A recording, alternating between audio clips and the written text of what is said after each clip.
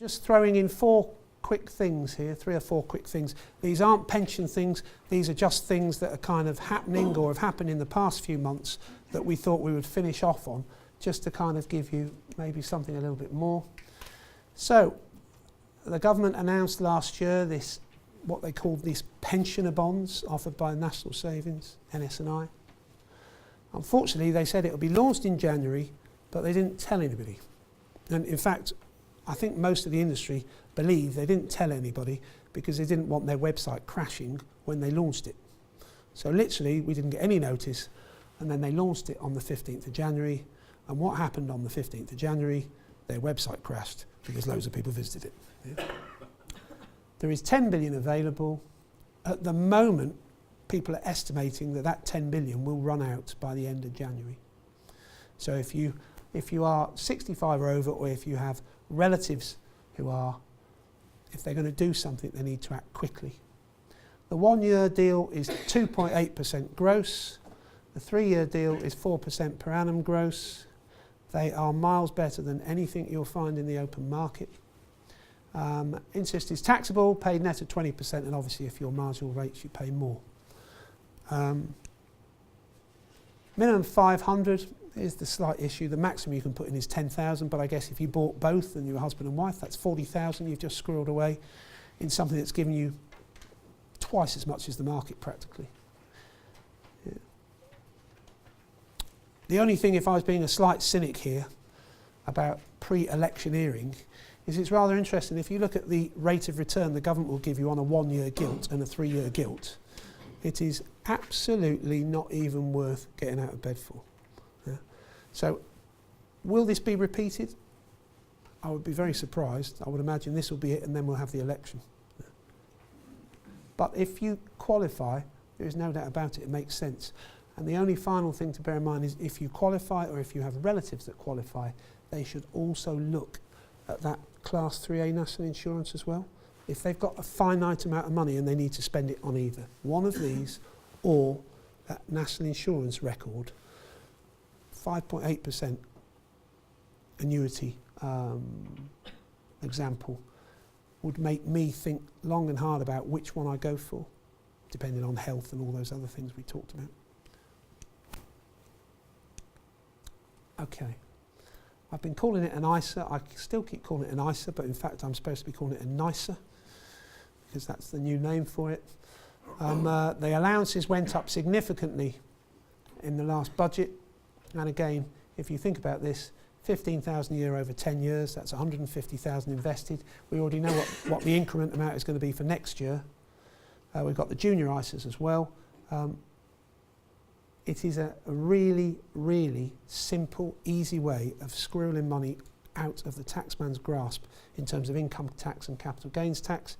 And you know, many years ago I had a client who had religiously done PEPs and ISAs, and they built up £750,000 that was free of tax as capital or as income. It's not complicated, is it? It's not difficult, but it makes a real difference.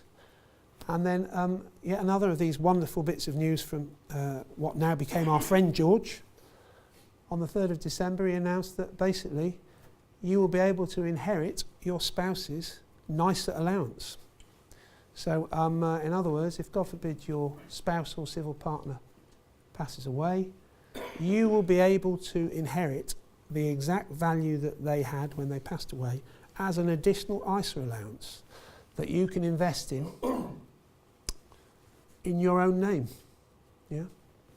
And that's quite useful actually, because what normally happens if someone's in a stocks and shares ISA, they pass away, the money sits there frozen whilst probate's sorted out, and then afterwards they say, would you like to hold this outside an ISA wrapper, or do you want the cash? And what this allows you to do is they'll now give you the option, would you like to hold this inside an ISA wrapper? Yeah. So it is a very clever way of maintaining more money outside of the tax net. The only slight issue I've always had with ISAs is that they fall inside the inheritance tax net. But again, just a piece of information, and this isn't for everybody, this is only for people with a strong stomach towards risk, because this is very high risk. But remember, we have been able to access AIM investments in the alternative investment market, for some time now. And if you hold AIM securities for 2 years, they are completely free of inheritance tax because they form under the same legislation as if you own your own company, if you've got qualifying shares in your own company. Yeah? So in consequence, they are very high risk. They are certainly not for everybody, and they're certainly not mainstream. But if you have built up an ISA value, you can in theory transfer that ISA value into an AIM portfolio to remove it from the estate. One of the largest AIM managers that we use to run our money tell me that their average AIM portfolio lasts for 2 years and 9 months before the investor passes away. So maybe that gives you an indication as to the type of client this is attractive for. And the way we look at this, whenever we sit down with anybody and we're trying to express the level of risk that these things are involved, we normally say is if you lose less than 40% when you pass away and you've lived for 2 years, it was a good deal. If you make money, it's a bonus. But they are very high risk. And then, God, these are rather depressing things to finish on, but this is the last one, but a very relevant point.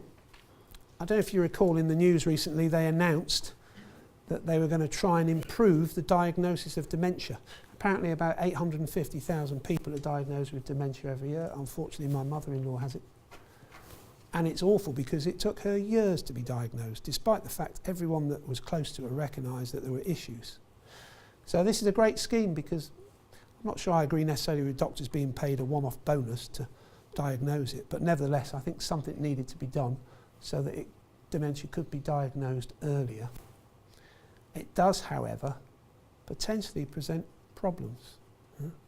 Because if you are trying to plan away people's money, whether it be for inheritance tax planning reasons, with their full accord, it is difficult once they have been diagnosed as not having the mental capacity.